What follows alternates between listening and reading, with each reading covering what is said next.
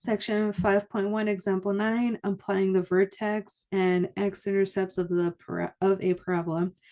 A ball is thrown upward from the top of a 40-foot high building at a speed of 80 feet per second. The ball's height above ground can be modeled by the equation h of t is equal to negative 16t squared plus 80t plus 40. When does the ball reach maximum height? So let's kind of draw the scenario. So 40-foot high building. So I don't know how else to draw a building, but I'm just going to draw a nice, pretty little house. And we have the experimenter here on top of the house. This is 40 feet. And they throw a ball in a parabolic shape. So it goes up, comes back down, but we have this situation going for us. So when does the ball reach its maximum height? So at what time? So here, h of t, it's the height based on time. So h is our height, t is our time. So at what time does it reach its maximum height? I'm pretty sure that's just our vertex. H is our input, so H is going to be time, K is our height, K is going to be our output. So let's find our vertex, and it's going to help us figure out that first part of the equation. Hopefully the second part and maybe the third part too, but we don't know. So when does it reach its maximum height? So we could find our vertex. That's going to be our H component of our vertex. H of t is equal to negative 16t squared plus 80t plus 40. I personally think it's going to be a little bit easier to put our function into vertex form because we pretty much could answer a lot of things just by doing that alone. So let's put it in vertex form. So group the first two terms together. So negative 16t squared plus 80t, leave a little space, plus 40. And here, again, we need a 1 as a coefficient in front of our t squared. So we're going to factor out that negative 16 from both of those terms. That's going to be t squared minus, I thought I was smart right up until this point, so I'm going to have to divide using a calculator. So we have 80, and we're dividing that by a negative 16. Negative 5. So negative 5t plus 40. So this one isn't going to be pretty either, like the vertex form, but it's going to help us get our solution a little bit quicker. So our magic number, negative 5 divided by 2, or half of b squared. That doesn't factor, so we're just going to square both top and bottom. 5 squared is going to be 25. 2 squared is going to be 4. So adding 25 over 4 inside, subtracting 25 over 4 outside. This 25 over 4 isn't just 25 over 4. It's inside these parentheses and being multiplied by that negative 16. So what we're going to do is multiply this by negative 16 as well. And simplify. Negative 16 t squared, actually not t squared, t minus 5 over 2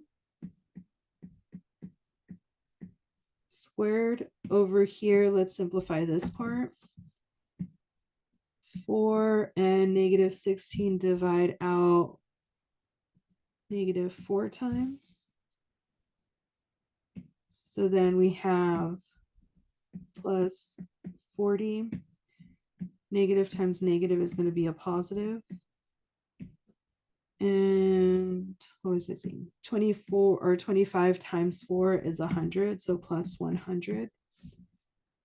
So we have h of t is equal to negative 16 t minus 5 over 2 squared plus 140.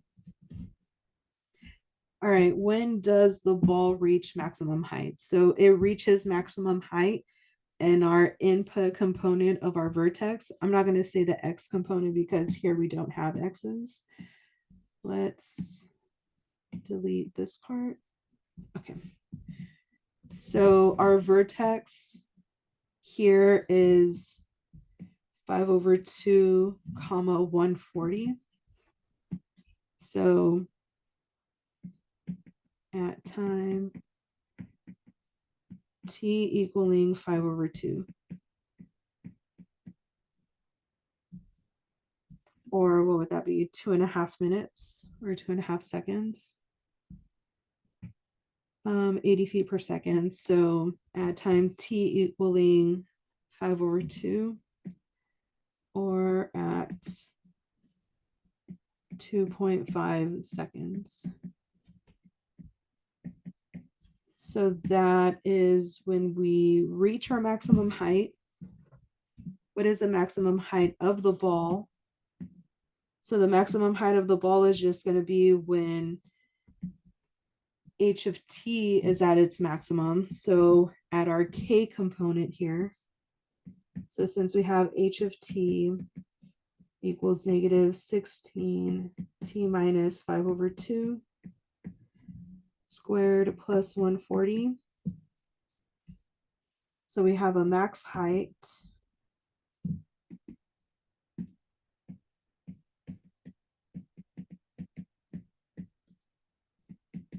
so max height of 140 feet. When does the ball hit the ground? So the ground is a height of 0. So let's just figure out when height is equal to 0.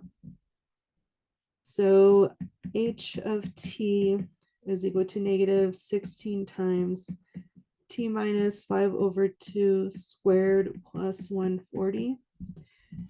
We set this equal to 0.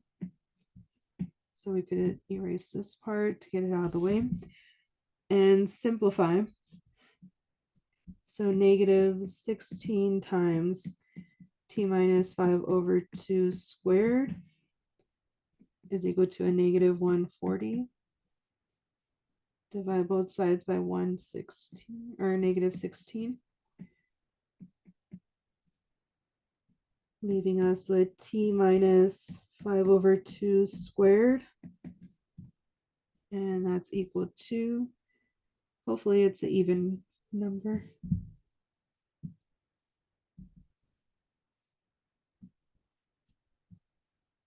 So 140 divided by 16.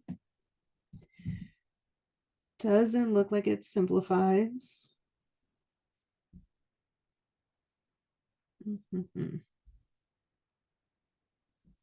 So 140 divided by 4. So dividing the top by 4, we end up with 35. Dividing the bottom by 4, we end up with 4. Makes it a little bit easier to take the square root of. So here we have t minus 5/2 is equal to plus or minus root 35 over the square root of 4 is 2.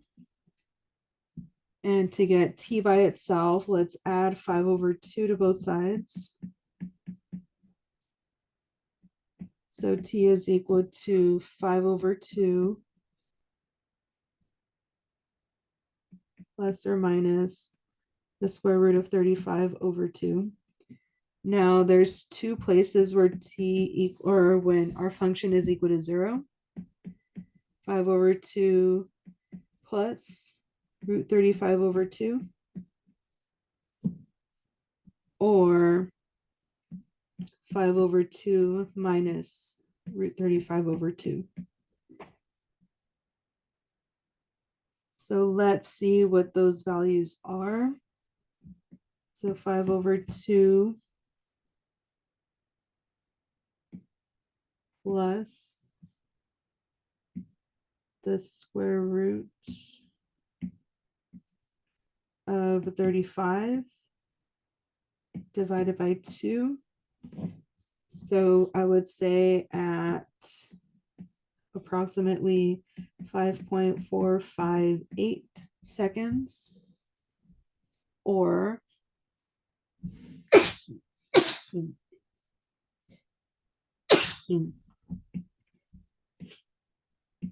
let's delete that and put a minus. Okay, so that one doesn't make sense because it couldn't have hit the floor prior to us throwing it. So we know this one is not real. So we would say about 5.5 seconds after it was thrown. So our sentence would read, the ball hits the floor. Let me write it a little bit better. The ball hits the floor or ground about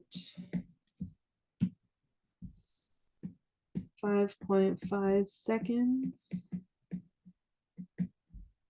after it was thrown.